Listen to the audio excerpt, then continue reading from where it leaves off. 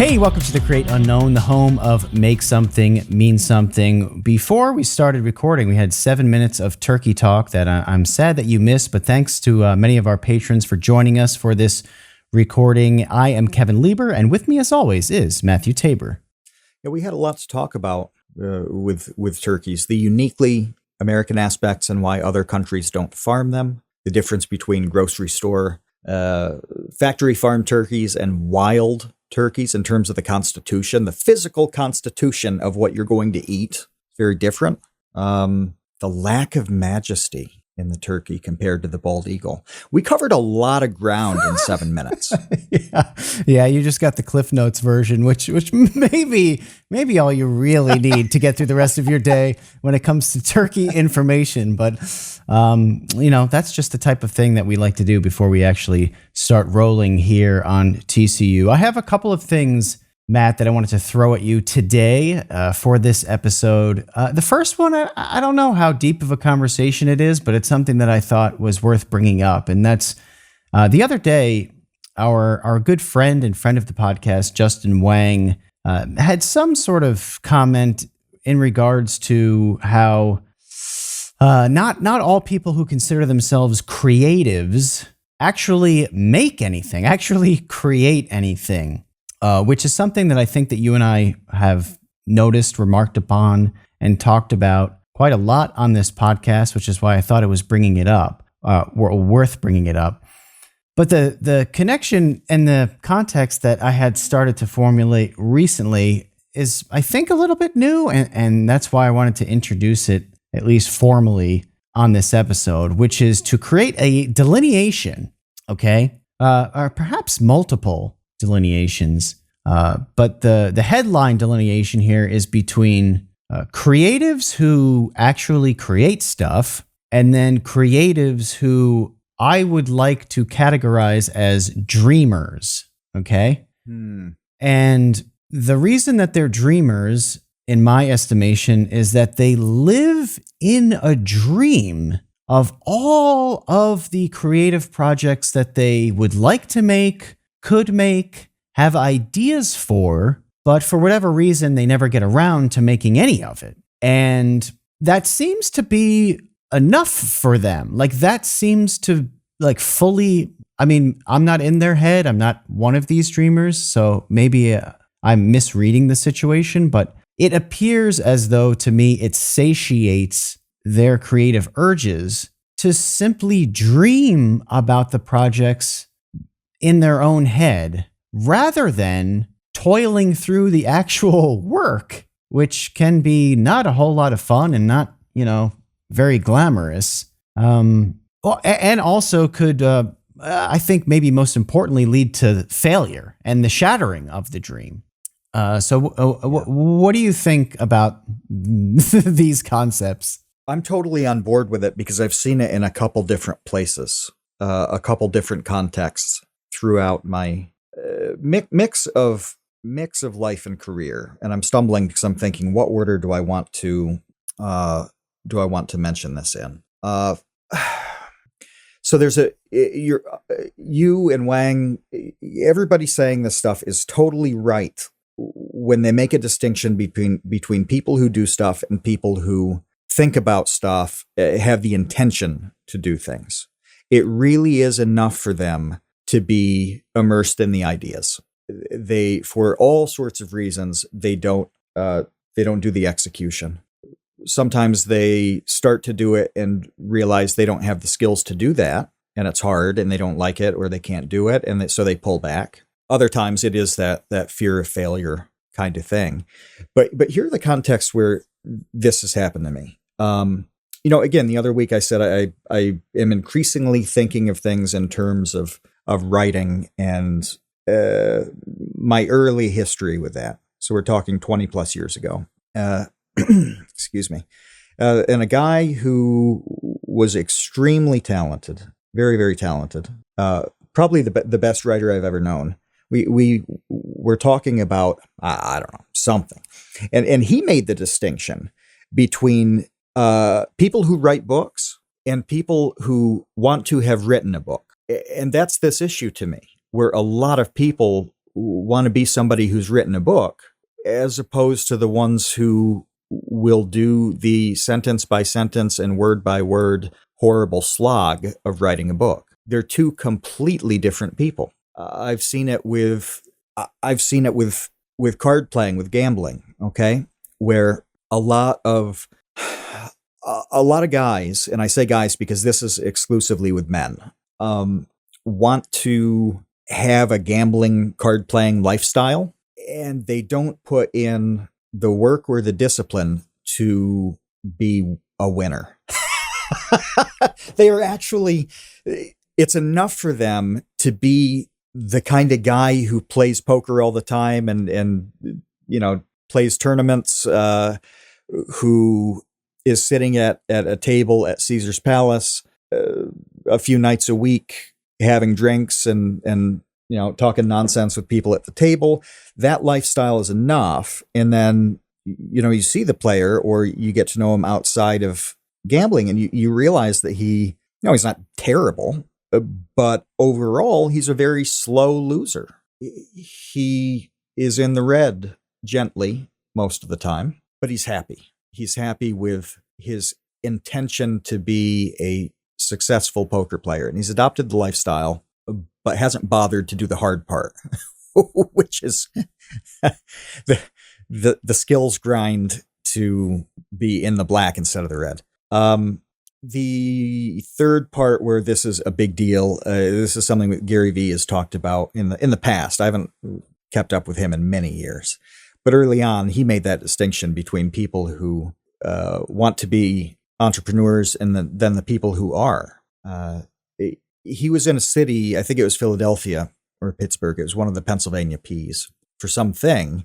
And on a show, he took like 12 people, 16 people, somewhere around there, and said, I'm going to be back here in 3 months. Hit me up with your business idea. I will give you my feedback. I'll give you a little guidance, and then we'll check in 3 months and see how you've been doing. And all but one of those people who had an interaction with them about the idea that they'd committed to entrepreneurially. So they've got an idea that's important to them, and then they have a little bit of guidance from somebody who is fantastic and world renowned at developing small scale entrepreneurship. All but one of them didn't do anything. That was the huge lesson to me. It's like, okay, most people really truly don't want to do the thing. They are really happy thinking about it and being immersed in it.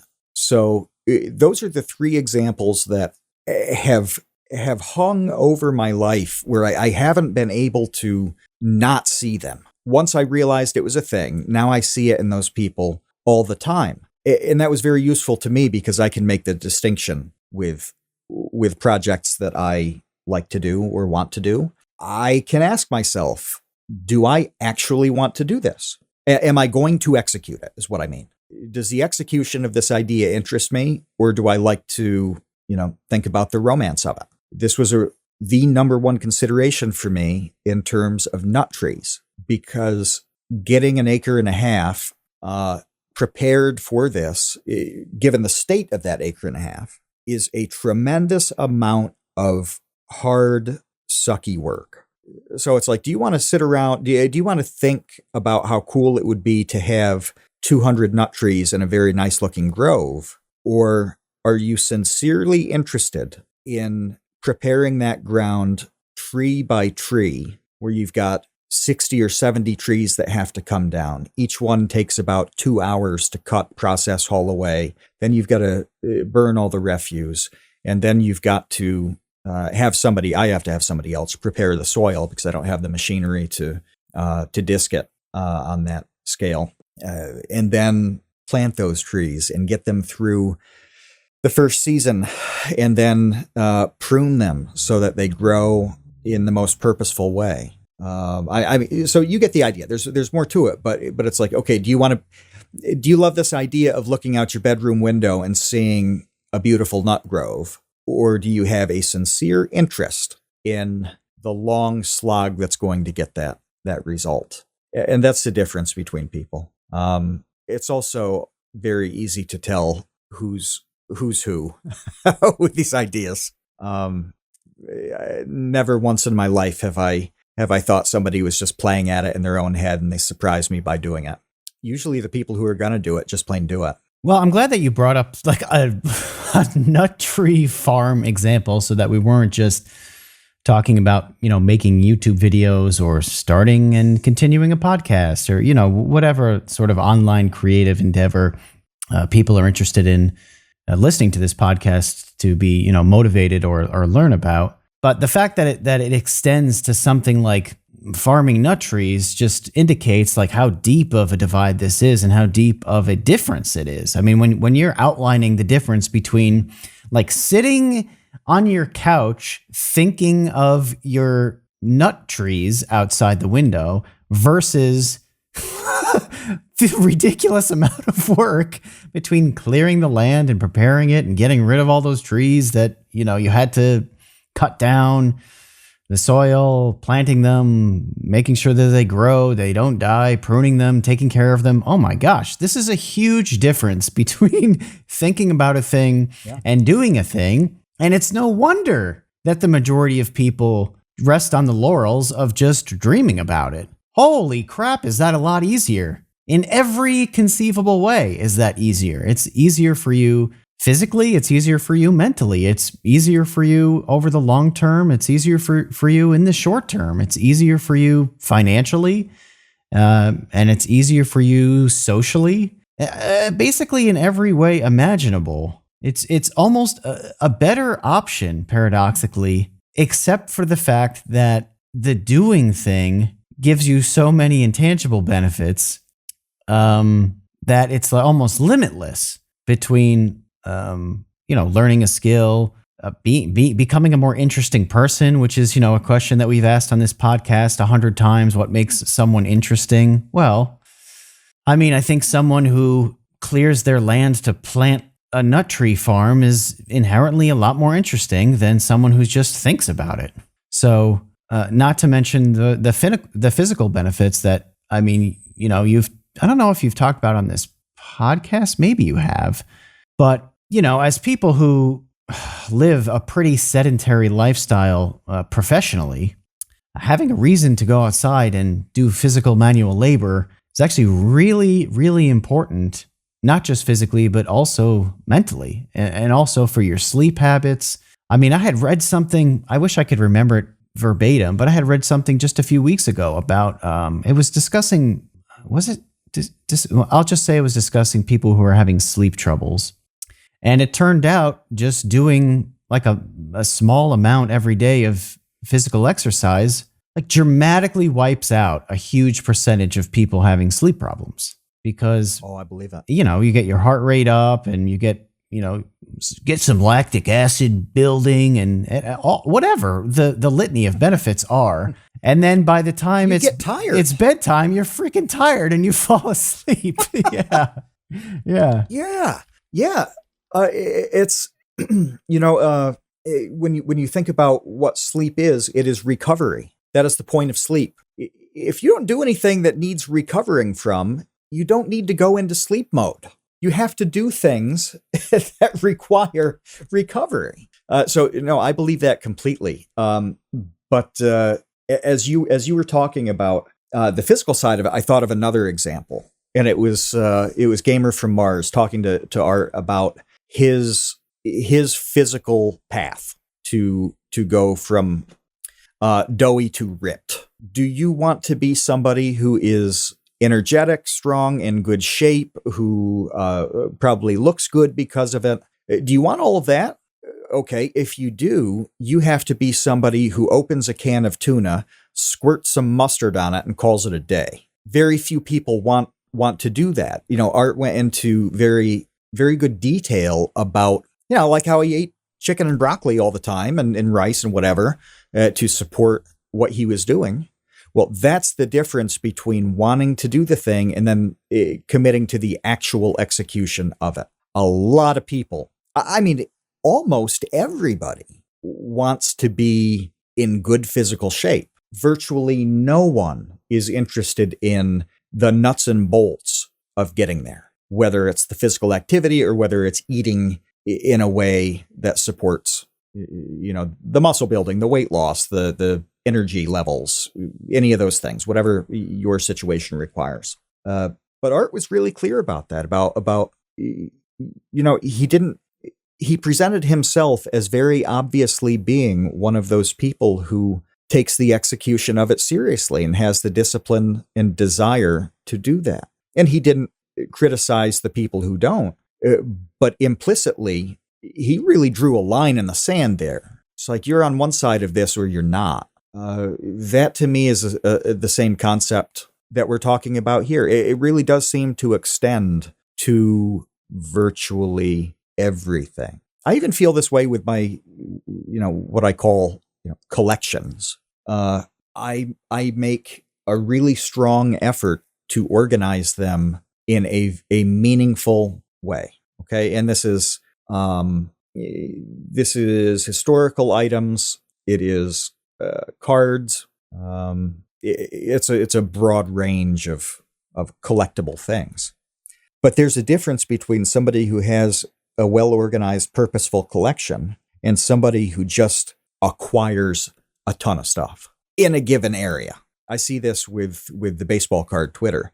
There are people who have highly specific collections. What was it? Was it Brian Dawkins that I sent you? Yeah, Brian Dawkins, who is a football player on the Philadelphia Eagles. And yeah, this guy was a Brian Dawkins super fan and had like 170 autographed Brian Dawkins items that were all accounted for. They were actually counted and cataloged and put together purposefully. That's a big difference from, I like the Eagles, here are 9 shoe boxes of football cards. They're two totally different levels of intentionality. That's a word that I know carries meaning for you, Kevin. Oh, well, we went through the whole intentionality thing the other day, but I wanted to bring up something that I just saw right before we started recording, and I sent it to you because I laughed so hard. And the reason I want to bring this up is because a lot of people, I think that there's a portion of people who will listen to a conversation like this and think, well, this is very obvious. Everybody knows this. No, they don't. People are completely unaware of how these sorts of things work. So here's my example that I could not believe just happened like an hour ago. So yesterday was Thanksgiving. We're recording on the Friday after Thanksgiving, and last night on Thanksgiving in America, they play a whole lot of NFL football games. It's a long-standing tradition that you have football on Thanksgiving in the U.S. And last night, one of the players in one of the football games, after the game, was offered like a ceremonial Thanksgiving feast for winning. Just kind of like a fun thing after the game. They had a bunch of turkey and stuff, and the player turned it down. The player was like, he said something like, eating is the last thing I want to do after playing football, and like I can't have any carbs. So no carbs, meat only is what he said. So I'm looking on Twitter, and there's a reply to this video of this football player who, mind you, this football player, even so he was the defensive player of the year last year. His name is Nick Bosa. He's literally one of the greatest football players in the world. He's one of the best players in the NFL. He was, like I said, the best player on all of defense in the entire league last year. To say that he takes care of his body is a ridiculous, absurd understatement. He has to be like one of the most in shape human beings on planet Earth. Okay. And in the replies to this, one of the most physically talented, insane physical specimens on Earth, really, I would say that's like ever lived. Some slob in the comments is calling this dude a sissy, essentially, for not eating carbs. Like he's making this slob. And I'm calling him a slob because I could see his profile picture. He is a slob. The guy is a slob. That's not an inappropriate word for this man. No, this guy is clearly a slob, okay? Is making fun of Nick Bosa, who is whatever the polar opposite of a slob could possibly be. An absolute physical freak. Yes, he's a Greek statue. He is a Greek statue. That's right. Yeah. Yeah. He is like a He-Man action figure. There's an actual term for this, and it is the Grecian ideal. That is the list of physical proportions that are considered ideal. The Grecian ideal. Nick Bosa, I don't think he has that because he's too big and strong. In some ways, the Grecian ideal is more balanced. Tim Tebow, by the way, is one of the best examples physically of the Grecian ideal. Much more balanced, whereas Nick Bosa is simply larger and has more muscle. He's more powerful. But still, it's that level of like, I don't know, in the last 3,000 years of humanity and double-digit billions of people, there are a couple that stand out as being perfect, and we're talking about one of them in that very small group of perfection, and then this slovenly loser is like, oh, why doesn't he just jam the stuffing in his face? Yeah. What an idiot! Guzzling beer and pretzels and whatever, which is fine. Like, live your life, man. But at the same time, to not recognize that this guy who you like watching on TV for being a total freak with his body is insane about what goes into his body. Like, his diet is probably. Is clearly extremely strict. I'm sure he monitors like every. So the UFC has this. What is it called? The UFC has its own like physical fitness thing I think it's in Las Vegas. It's called like the UFC PI or something like that. I can't think of what it's called. But anyway, a facility, right? They have their own facility that fighters can go to. Yeah. That will help them with things like diet, which is kind of really important when you want to be a top athlete. What you're eating, you can't just slip up. You can't just, like, after the game on Thanksgiving, like you said, like slam a pile of stuffing. It doesn't work that way. Like, they have the crazy discipline to be the greatest athlete in the world. And there's a reason why Slabo on Twitter, like, not only isn't one of the greatest athletes in the world, which is okay. You know, that's only fine. For a small amount of people. Either. No, neither am I. But the point is that I'm bringing this up because this is an example of a guy who cannot even tell the difference between what it is and what it takes to be a Nick Bosa versus to not be a Nick Bosa. Like, to him, it's like, wow, you are a girly man for turning down carbs.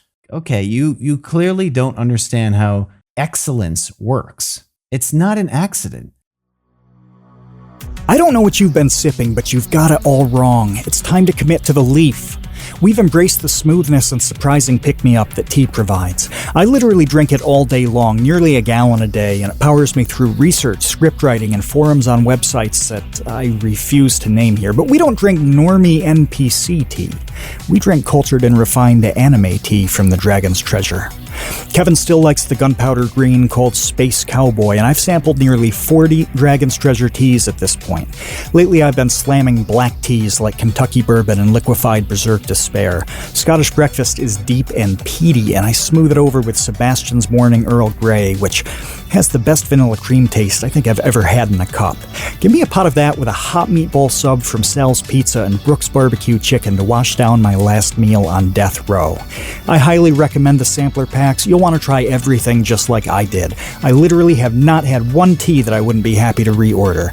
The Dragon's Wings membership fuels new tea experimentation, and the Tea of the Month Club provides a regularly scheduled surprise. And when you order from the Dragon's Treasure using code CREATE, you'll get 10% off your order. That's 10% off using the code CREATE at thedragonstreasure.com. The link's in the description. No, it's not. And there's an element here too of most people not realizing how much the really small details matter. Okay. And this is a really tough issue to talk about because two things have to happen. One is you have to recognize what those really small details are. And then you actually need to pull them off. You need to be able to address and deal with those details. So with food, it's really easy to understand with somebody like Nick Bosa, where he's saying, I have a strict diet, which is probably measured to the gram for him. He probably commits to just as strict a perfect setup as possible, because he's saying one mouthful of stuffing is a detail I can't bear. That throws off my project here way too much. Well, the Twitter slob looks at that and thinks it's ridiculous, but it's actually not. Now, with what not with only what ridiculous, we do, but shaming him and making fun of him for doing it, that's so much worse. It's worse. Yes. He's making fun of him and shaming him for his discipline and excellence and adherence to greatness. Yeah, and Kevin just popped in a photo to the episode chat of Nick Bosa, and you can see quite clearly that he is an action figure who's actually a human. He's He-Man. He really is like a master of the universe level ripped guy. It's amazing. Well, so on the food side, it's like, I need this. I need to avoid that. That's fairly easy to understand. But with what Kevin and I do, and what a lot of people listening do in their own way, think of a video script where those details are a sentence, for example, or using exactly the right word, or using a series of those words in a specific cadence that it makes a thing more enjoyable. I forget what happened when, Kevin, you and I were talking about the latest script, but there was a line that was perfectly appropriate in terms of meaning and whatever. And you changed the order, you changed the words just because it bounced better. It flowed. It was a better sounding line that meant the same thing.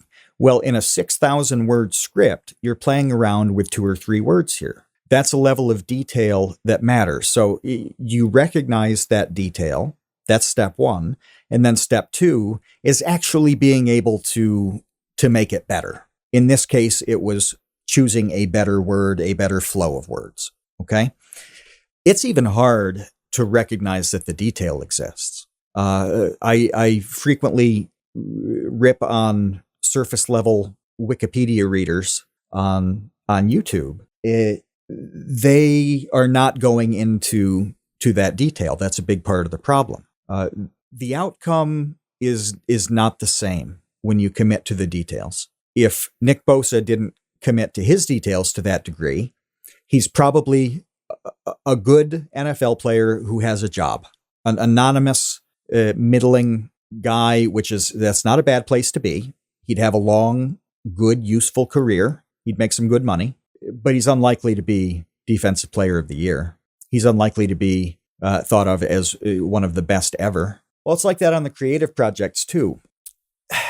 And I see people kind of grasping at straws with that level of detail. Like, they know that it's there. They know that it's somewhere, and they kind of arbitrarily choose it and then struggle to deal with this arbitrary detail. That's a different thing than just straight up diagnosing what it is and knowing what to do with it.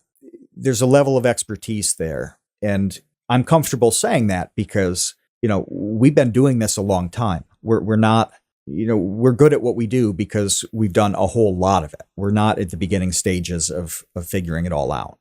So we are good at recognizing and dealing with those details. So that's the next level of this concept of, are you interested in executing a thing or just thinking about it? Okay, if you're interested in executing it, you have to have the discipline and commitment to go through all of that. And along the way, as you develop more expertise, better awareness, a better sense of the overall situation, a better sense of the implications of that project on your life, which is really a common sense thing. Let's say you do want to write a book. You set aside 2 hours a day to write. That's 2 hours you're not spending with your girlfriend, with your kids, playing video games, doing whatever. You know, you recognize there's an opportunity cost in executing this. And then you start to feel out those details that matter a great deal. They matter a great deal in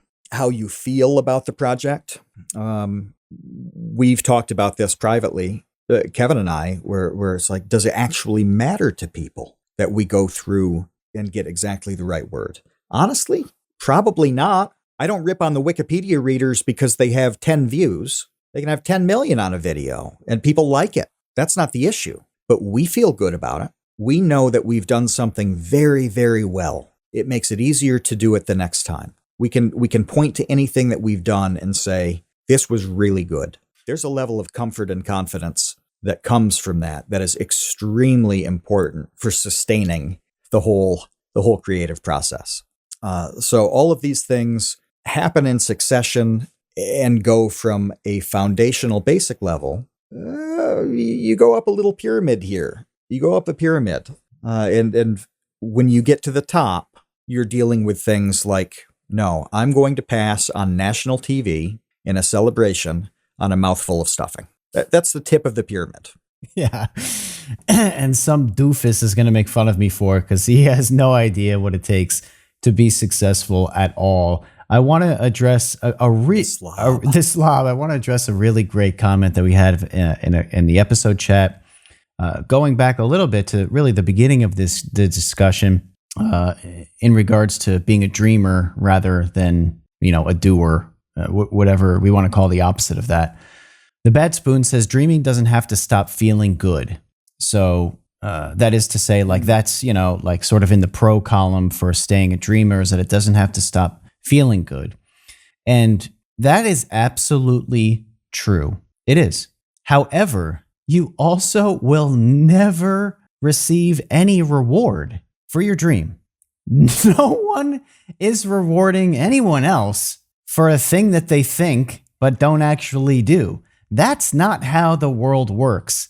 You have to do things in order for other people to connect to them and then give you some sort of reward, whether it's simply a compliment, or a pat on the back, or it is a truckload of cash, whatever it is, or a trophy. You never will receive any reward for just thinking about doing something. So yes, you can avoid the failure. You can avoid feeling bad by your thing not being received well by other people or not turning out the way that you thought it would in your head, your sort of platonic vision of what your idea was versus the realities of it, whether that is just, an execution thing or you don't have the money to make it as good as you wanted to, whatever it is.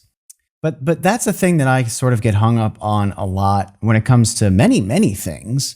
Not just creative endeavor, but really business endeavor as well, where it's like, yeah, you miss out on ever actually being rewarded for anything. And there's so much resentment for the people who do go through and achieve something and then get rewarded for it. That is like a really unhealthy, bizarre thing that, like, I understand, envy plays into it and jealousy plays into it and all of that. But I think a big part of the problem with that envy and that jealousy actually goes back to not understanding, again, what it takes to be put in a position to be rewarded, what it takes to be the defensive player of the year, which includes not eating stuffing.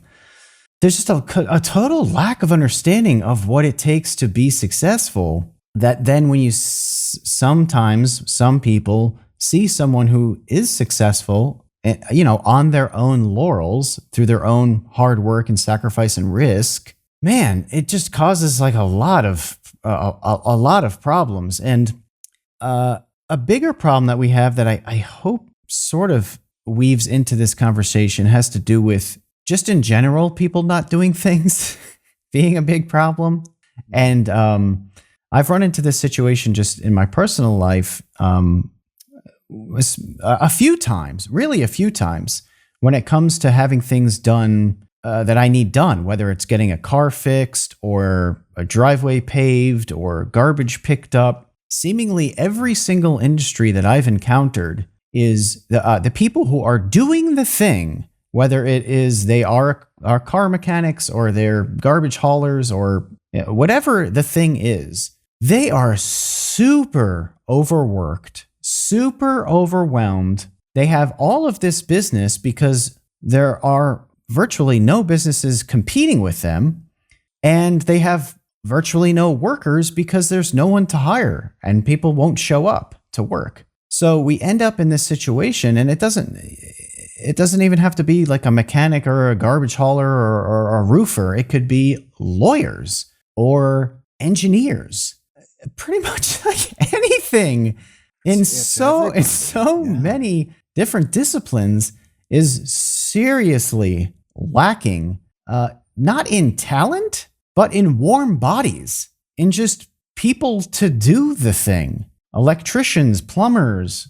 And the problem, I mean, there are a lot of problems with this. One of which is that everyone needs those people. Like, it does not matter what your life situation is right now. At some point, you will need a plumber. Like, something will go wrong in your apartment or in your house, wherever you live, in your dorm, and someone has to know how to identify, go through the procedural steps of fixing that problem. And if no one wants to do any of that stuff anymore, that's gonna cause a lot of things to fall apart. So it reminded me a bit about during the height of COVID, when this term essential worker was thrown about. And I absolutely hate that term, because at some level, if someone is getting paid to do something, that work, again, at some level is essential, or else no one would pay them to do it. So, right. And everything is so interconnected. Like, people seriously do not understand even the simplest ways in which the economy functions or economics function. It's that everything relies upon everything else. Everything relies. You have to have everything working for anything to work. And yes. And one of the things I wanted to bring up, that because I was thinking about this earlier today, years ago, I did a video for a food foundation that had to do with like solving world hunger. Okay, so did you solve it, or are people still hungry? I did not solve it. I had a really hard time solving the equation. But what I learned during my research about world hunger was that it's not a food problem.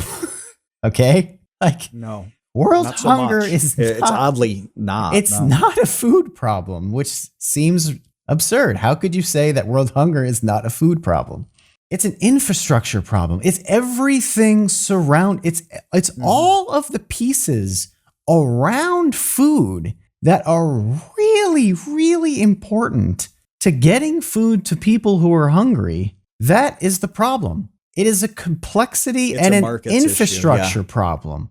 It is so much more complicated than, why don't we just send some food to these people who are hungry? It's like, okay, and then what? They eat it and then they need more. And how do they get it? Well, they need roads that are built and well maintained. They need trucks that are, that exist and are well maintained and are running. And maybe they need refrigerated trucks so that the food doesn't spoil. They need, distribution centers to move the food between different warehousing that also might have to be refrigerated. And people have to run and maintain all of that. There are like 100,000 things that have to go right. And again, I want to say this word again, and have to be maintained properly over the long term. And everyone along the way has to be incentivized to maintain all of those little things all along the way, and trained to do so in order to get the food to the people that are hungry. That's right. One of the best examples of this is really almost all of the 20th century in the Soviet Union. I mean, it wasn't around for all of the 20th century, but most of it, most of it. That tract of land that is all of the Soviet Union could feed the entire world. There's a reason why Ukraine has a long-standing historical reputation as being, the breadbasket of Europe. Well, in theory, but there's a lot of great farmland throughout the former Soviet Union. They had a few periods of famine, and this is nuts. You look at the situation and think, okay, all the pieces are there in terms of nature. How is anybody hungry in this place? Well, they had to import grain from the United States for most years, most of the existence of the Soviet Union. They were importing grain from the U.S. The issue was how they used that land. It was an issue of logistics, planning, distribution, execution, sometimes literally executing people who could have helped. But it's all there, right? That's the thing. They restricted markets to the point where they could not get the food to the people who needed it, or sometimes even identify. This is a big aspect of feeding the hungry. Is number one, knowing that they need to be fed. You have to have that diagnostic. You have to know the problem exists before you even can try to address it. Even if you fail at addressing it, you've got to know and admit that you have that need in that certain area. It's an organization of people and resources issue. That's what it comes down to. When you put out this video about the population bomb and Paul Ehrlich, that was a central argument against the doomsayers, is that most of the time when we have a problem historically and with feed, taking care of people, not just feeding them, but medical attention and all of that, it has to do with political instability, wars and conflict, or a bad government, a government that operates in such a way that it can't identify or meet any of these needs. So it's ultimately about the way people organize themselves and what they do than it is about how do we grow more food.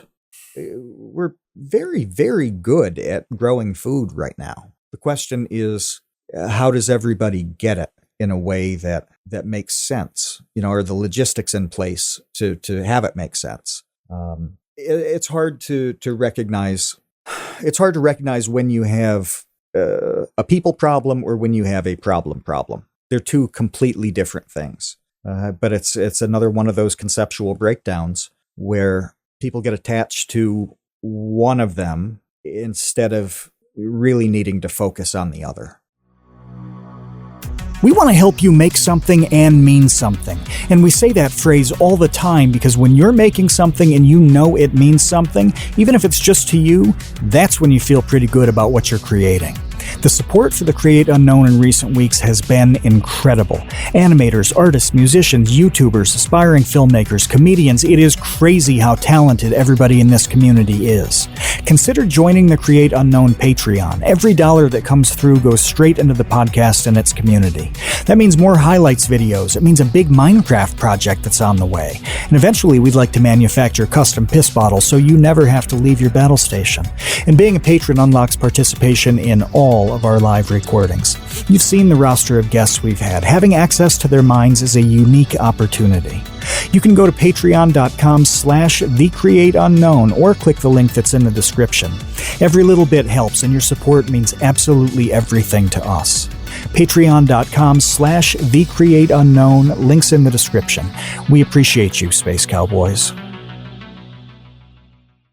Yeah, and I remember another thing that kind of spurred this topic in general in my head is that I've seen a lot recently. I think there was some TikTok or something that went viral about this, but a lot of people complaining about, grind culture. Like there's this idea of like grind culture, right? And this is a bad thing. Like people aren't meant to, obsessively work for these big corporations and be a cog in the machine, and they're not human. They're just a valueless bot, that can be discarded at a moment's notice.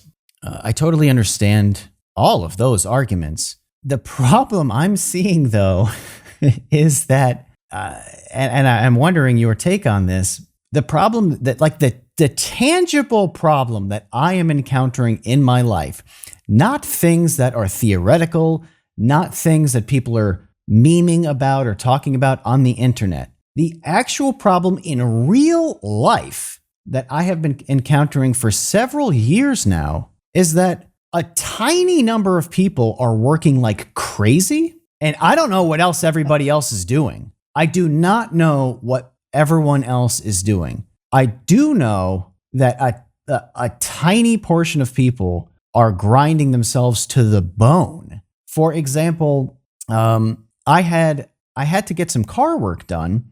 There are only a couple of places anywhere near where I live that I even have the option to bring a car to. The first one I went to flat out told me to leave because they refused to take any more customers, okay?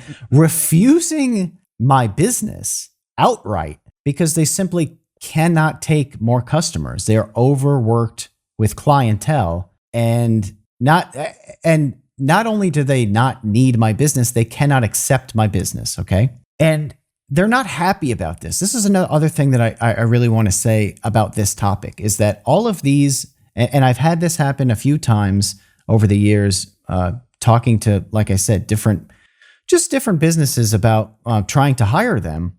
And every time I have, obviously been disappointed that they're rejecting my business, I've made some sort of quip to bring levity to the situation of like, oh, it must be nice. It must be nice to have more work. You're turning work away. You're so busy. It must be nice. To a person, every single time they're like, no, it is basically hell and it's horrible. They have, way too much to do. They cannot, ever catch up. It's this horrible hamster wheel that they're on, and they're not happy about it. So that's an important thing to bring up about this topic. Anyway, the next person, 2 towns away that I could bring the car to, of course, initially was like, oh, I don't have time for it. Give me a couple of weeks, blah, blah, blah, blah, blah. Like was very overwhelmed and exacerbated that I even called and asked, I asked for his services. And, thankfully, he gracefully accepted my services and took my car in. When I went to pick him up again, he thought I was somebody else. And I'm like, no, I'm sorry. I'm here just to give you some money, to pay you for your work. He literally was like, I wish you would just give me money to buy this place so I don't have to do this anymore. Oh, God. That's what he said. Oh, he's like, I wish you would just, buy this place and get it off my hands. I'm like, holy cow. Meanwhile, this is like a bustling, extremely successful business. And this guy is like, I need to get out of this. He then says, to sort of articulate why he's so overworked and overwhelmed and exhausted doing this, that he had somebody show up whose brakes didn't work today. And he, just had no choice. This guy was not on his schedule. Okay. He just shows up as a walk-in and says like, look, my brakes don't work on my car. I cannot brake my car. I can't stop it.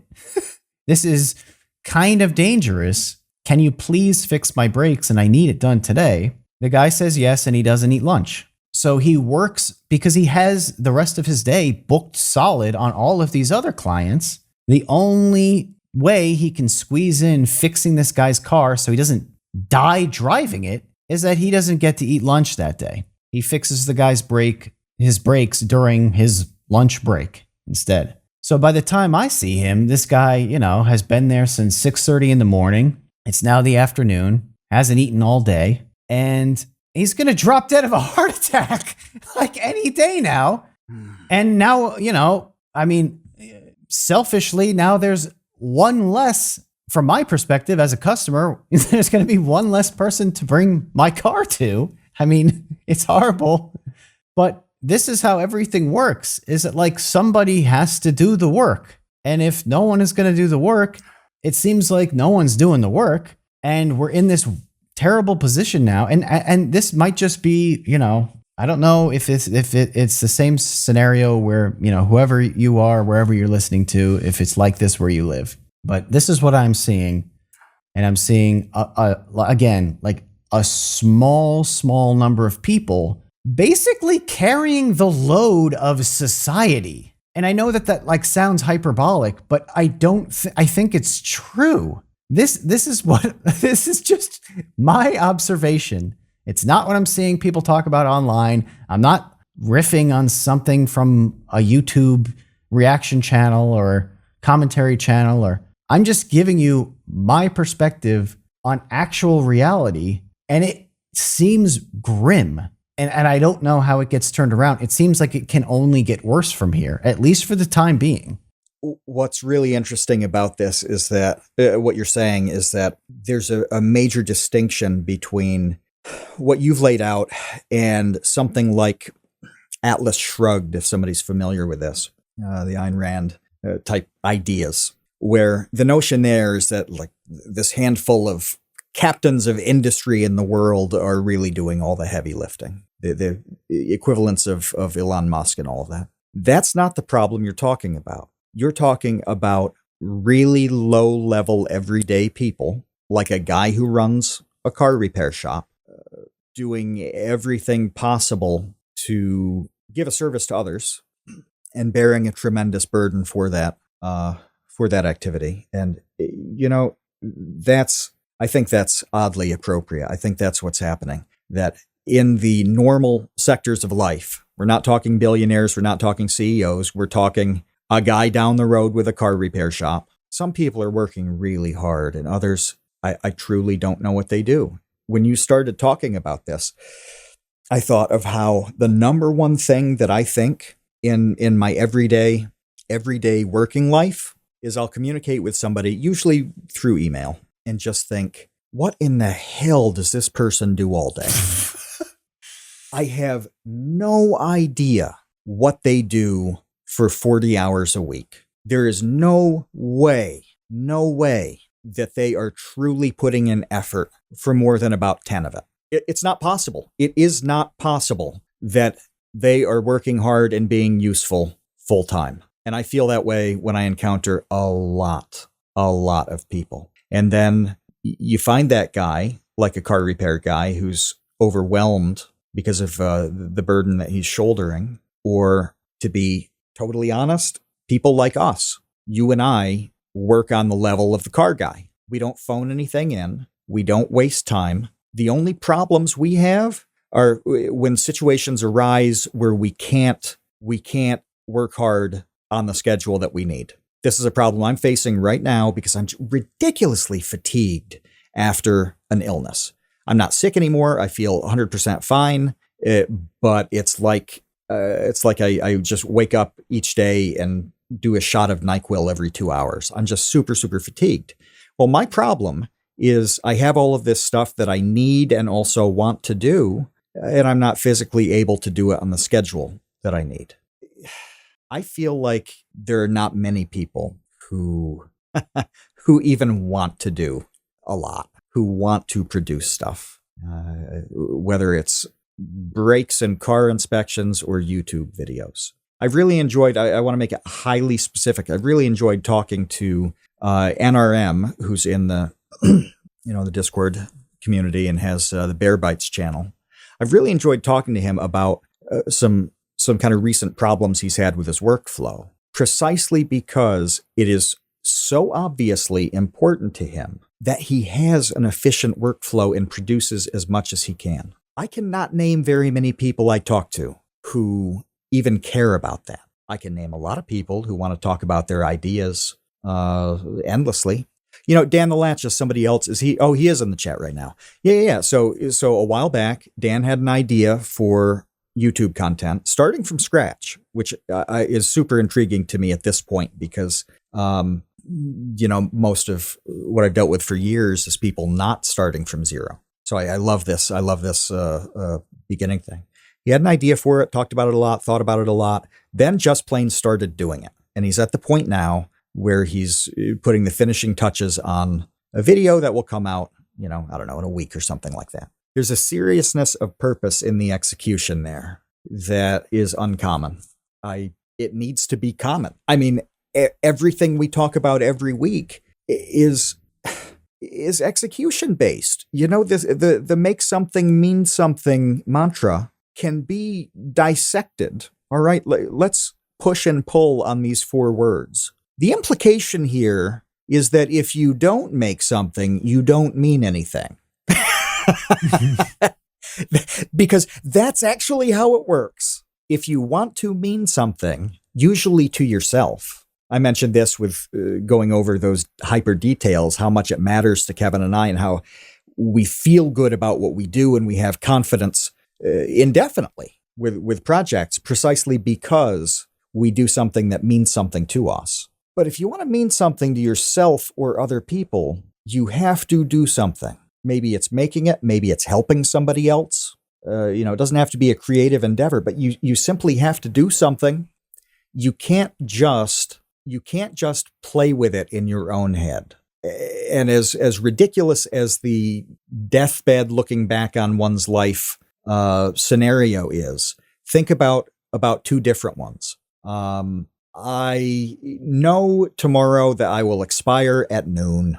I can look and think, I played a part in making some very useful bits of content that a significant number of people in the world got value out of. I would feel good about that. Not saying I'm ready to expire tomorrow, but if I knew, I wouldn't be unhappy with that body of work. Now contrast that with, the Grim Reaper is coming at noon tomorrow, and am I going to be happy thinking, I spent 41 years having a few really good ideas. Right. I thought about some sweet terrible stuff. Yeah, and extend that to other areas. Feel like, I had a really good relationship and I was happy. I was happy with somebody I loved and who loved me. Versus, yeah, man, I watched some pretty sweet porn and imagined myself in it. I thought about it. Yeah. It's stupid. Yeah, it's stupid when you put it that way. You're obviously not going to be happy with that. But you have to just plain do things to enter this arena of mattering to yourself. It isn't even so much mattering to others. I mean, it is nice to mean something to the world, but seriously, you have to wake up each day and care that you exist. You have to want to exist. My frustration right now with my productivity is precisely because I desperately want to produce these things that matter to me. And I know that my role matters to their production. If I didn't think about that, if I didn't feel that way, I would wake up and feel rough and just think, I don't know, what's new on Netflix? What do I watch as I just sit here like a slug in a slob all day long? One of these paths is better than the other, but it does come with the frustration. It does come with the car guy wanting to sell his place. It's really hard. It's a burden. It's overwhelming at times. I'm upset and frustrated about my productivity. Well, I wouldn't be if I didn't care about making anything. I'd just watch the Netflix and be happy, and I wouldn't be frustrated at all. There'd be nothing to be bothered by. Eat hot chip. Yeah. And I'd be happy with that. So there's a downside to it, and that gets exaggerated as that, tortured artist mentality, which is fake and dumb.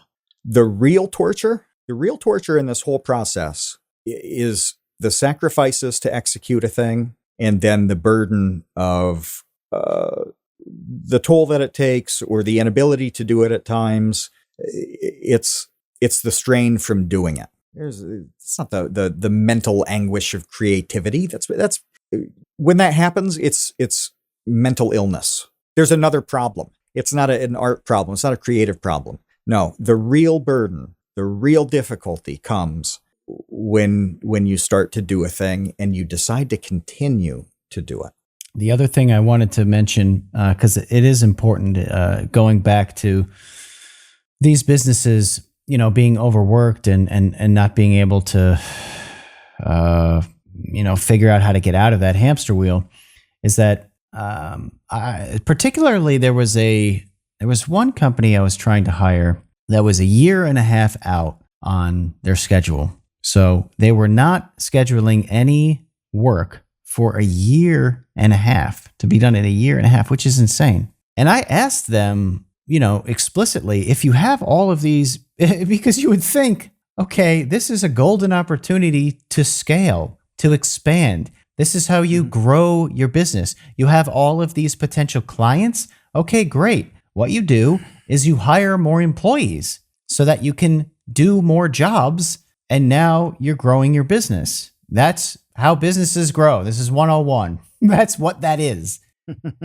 And so, I said that to them, and they were like, well, we can't even get the workers to do the jobs that we can do right now. We don't know how we could expand to buy a new truck and train a whole new, handful of workers to take on all of these other jobs. They couldn't do it.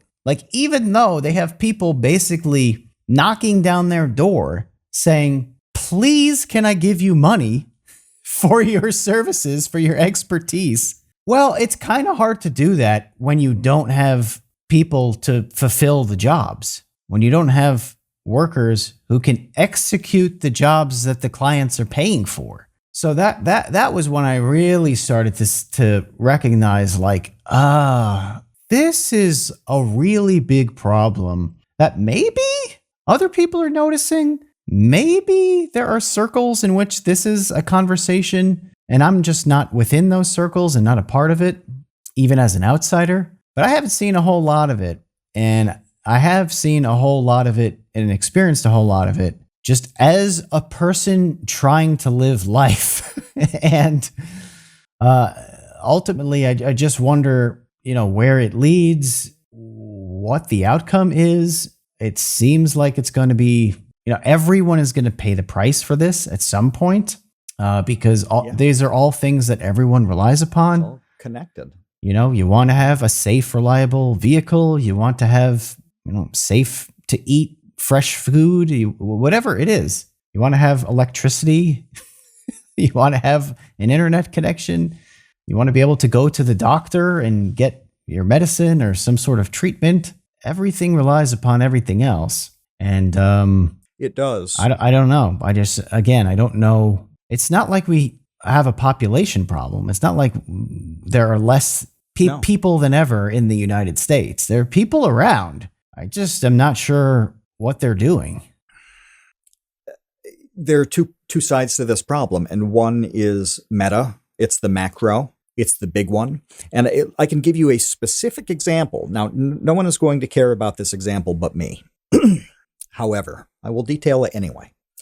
So the primer is the part of a piece of ammunition that gets hit by the firing pin, makes a little explosion, and then that little explosion is what ignites the powder in a shell and shoots the bullet out. So you have this little tiny primer. It's smaller than the eraser on a pencil. Just a little metal thing that gets smacked and pops. So this is what makes a shell go off. You got to have one. When you reload shells, you pop out the one that's been used and you stick a new one in. Primers are not very expensive. They're about 10 cents a piece because, again, there's not much to them. There has been a primer shortage in the United States for about a year now, and it has just gotten much worse. A reason it's gotten much worse is instability in the world. Okay? Stuff broadly with Ukraine and broadly now in the Middle East, the government has actually put in a great deal of orders with manufacturers of ammunition. Lake City is a major manufacturer out in the West, and Lake City straight up announced that they had to dedicate the next 3 months of production to fulfilling new government orders. Well, that doesn't help the people like me who want primers, everybody who reloads. Can somebody just step up and say, okay, we need more primers in the world. I'm going to start a primer company. Yeah, technically they can. There are a lot of rules and regulations related to any firearm thing. So it's not as easy as like, I want to open a house painting service and you hang your shingle outside and that's that. You get all these situations where something in the world trickles down to you in a meta sense. It's like, well, what can I do about that? I cannot do anything at all. I have to live through this primer shortage and just not have them or pay a lot for them. Then there's that micro individual side of these kinds of problems where it's what can you yourself do to be one of the people who isn't a drain, who isn't a slug, who's somebody who helps address a problem instead of just, like Kevin, you're describing a situation that is massive and is trickling down in a ton of different ways with people not even being willing to work, with a business that has all the ingredients to expand and saying, no, it's not actually worth it. We know there's going to be a payoff. This would be a good thing, but the juice is not worth the squeeze. That's a huge overarching problem. On that micro side, an individual could say, you or I could say right now, we're going to learn how to fix cars. We want to open up a shop and just do inspections and windshield wiper changes. All the little things that burden a real repair shop. We don't want to do that. We're not going to do that. But that would be an example of addressing these impossibly large problems on an individual level. And I think there's a lot of opportunity in there to find something that matches your temperament and your personality, that you feel good about doing, you feel good about executing, that also, fits in with the big problems in the world. These things are connected to a tremendous degree. You are making a difference on big stuff, even when you do car inspections, in the middle of Nebraska. It's easy to get overwhelmed by the big stuff and frustrated, and it's hard. But you're taking all these delays with things like nobody can make my driveway happen for a year, and responding to that by doing other things that are the second best path. You're making the most of the problem is the point that I'm trying to make here. And that's what an individual can do in this kind of sea of nonsense. I don't know how to make the people around me want to work. Like, I do not know what will happen, what can happen to say, here's a town that has a lot of jobs that nobody wants to do. How do we make people want to do those jobs? I don't know. To me, it's a very personal problem that adds up to a meta problem. Well, and meanwhile, the reason I brought it up is because it is in stark contrast to me to what I am seeing people complain about online, which is this grind culture thing where it's like grind culture is bad and it's so unhealthy and it's exploitative. And that's what I'm seeing people talk about on the internet. Okay. And then, like I said, meanwhile, in real life, I'm like, where are we? Does anyone want to work at all? Because all I see in real life are, again, like businesses like insanely overworked and overwhelmed simply because they can't find anyone to do anything. There was another mechanic that I used to go to that, man, they had like 5 or 6. This was a big place. They had like 5 or 6 bays to work on cars. They were lucky if they could have 2 people, two guys show up. They were lucky if 2 guys showed up. They do the work? Yeah, to actually do the work. Like it was a place that was set up for 6, which probably means at some point they did have 6 full-time mechanics working, however many days a week they're open, 6 days a week, whatever it is. But at this point, they're down to like maybe 2. Sometimes it's just 1. I'm like, okay, so where's this grind culture?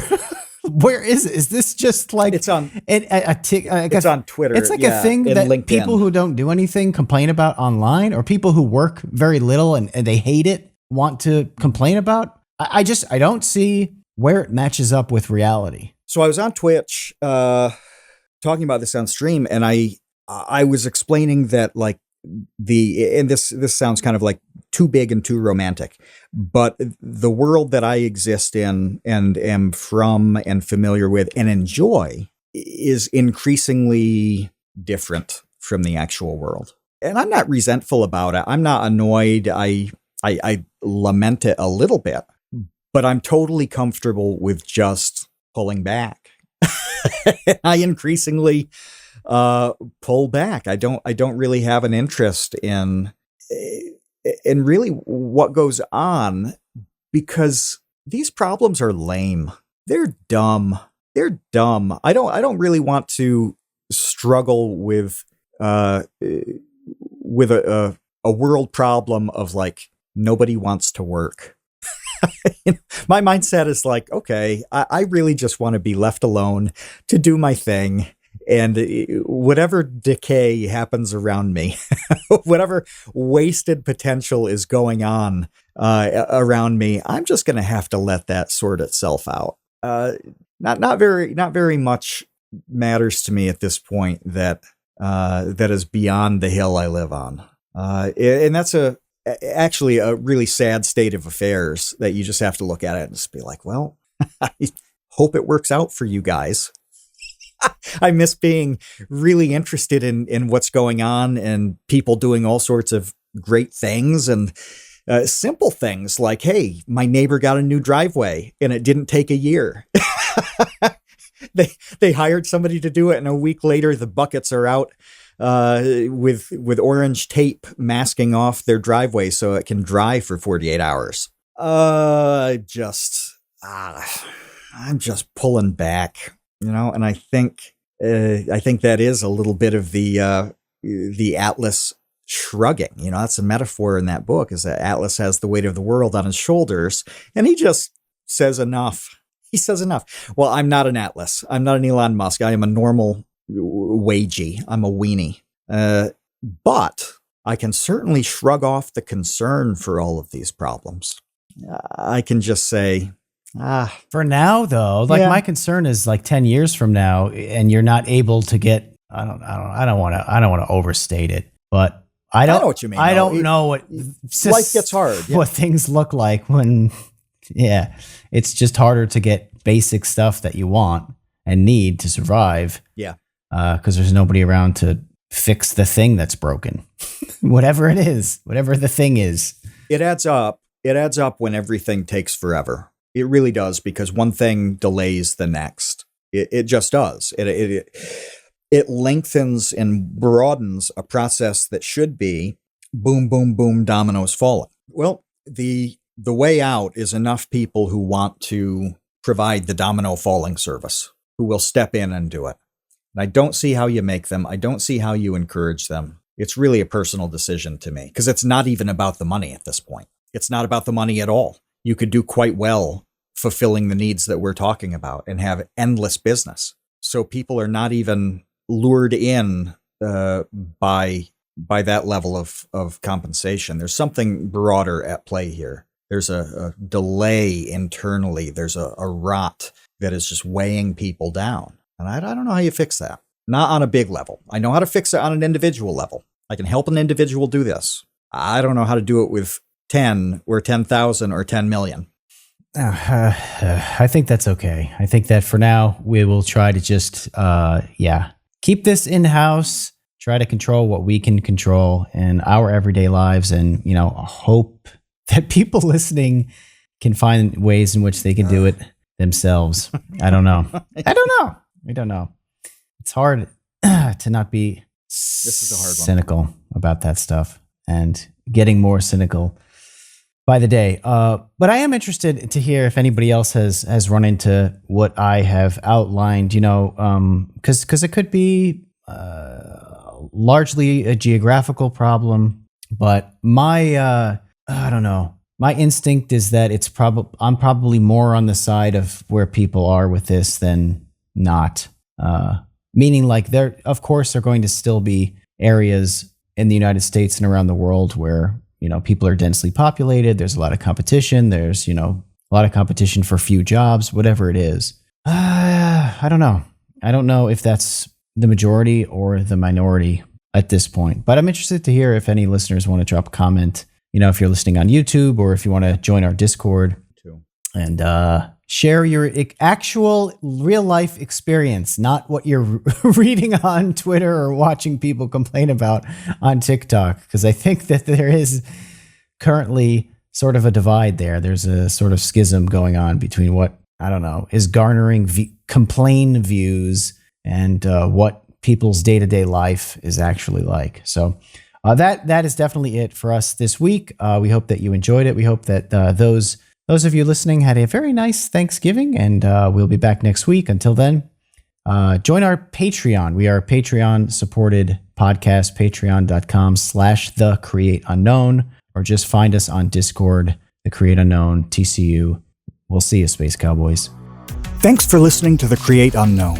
We make this show with the support of our patrons. 100% of that goes directly to keeping episodes going every week, and the recent support has been amazing. Sidpoke, NRM, Venture Addicts, Weezergood, you all really do make this show happen. Thank you to the Tots and Dumpster crew, old and new, who save tiny little lives every month. Thank you to our grizzled, battle-hardened child infantry.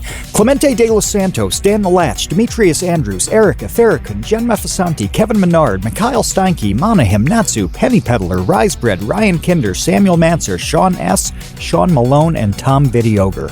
And a tremendous shout out to our elite baby gang commanders: Atrocious Guff, Kat, Dojangles, Graham Robertson, James Gallagher, Jeff Davis, Orange Vanilla Coke, Patrick Pister, TCU's personal pilot, Andy, Ryan Carroll, Baseweight, Vinthos, Yeetus Deletus, Jonas Walter, Nathan Robinson, Jelksies, and of course, Trevstead. You are the elite. Thank you as well to our indentured servants, producer-editor Ben Webster, Minecraft mogul Laterman, Discord kitten wrangler Conrad, and producer emeritus Dan Yoshua. Thanks to Baseweight for use of Created in the Unknown for the opening theme. Thanks to Electro Voice for giving us mics to sound good on top of it. And a special thanks to Main Gear for powering all of our PC endeavors. The Create Unknown is an Unknown Media production in partnership with Studio 71.